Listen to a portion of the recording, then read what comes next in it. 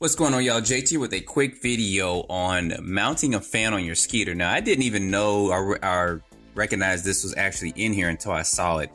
Team Crowley has something on Instagram where you can actually mount a fan back there where my finger is pointed at. And it's actually pretty good because the air from the fan is going to blow this way and not just sitting on top of the motor and kind of blowing on one part or one section of the motor.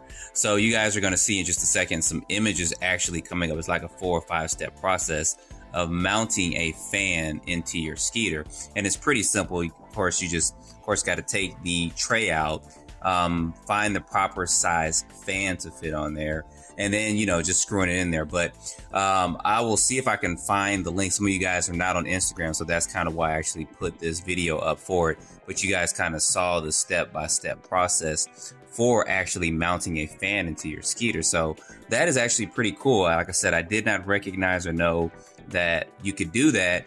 I didn't even realize the mold was actually made back there for it until I saw the information last week on Instagram. I said, oh, that's pretty cool.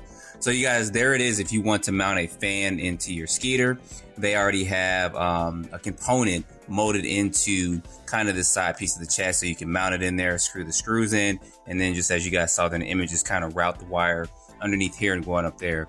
And I'm actually going to do it at some point. I actually want to get a pretty powerful fan to put up in here, and I may have an external source for it. I'm not sure, but I was just doing some minor maintenance on the Sketer, just checking it out, making sure nothing was broke or damaged. And I saw that and I said, that's pretty cool. So I wanted to show that to you guys. So you guys, as always, don't forget to like, subscribe, put your comments down below, and stay tuned for more videos. Thanks for watching.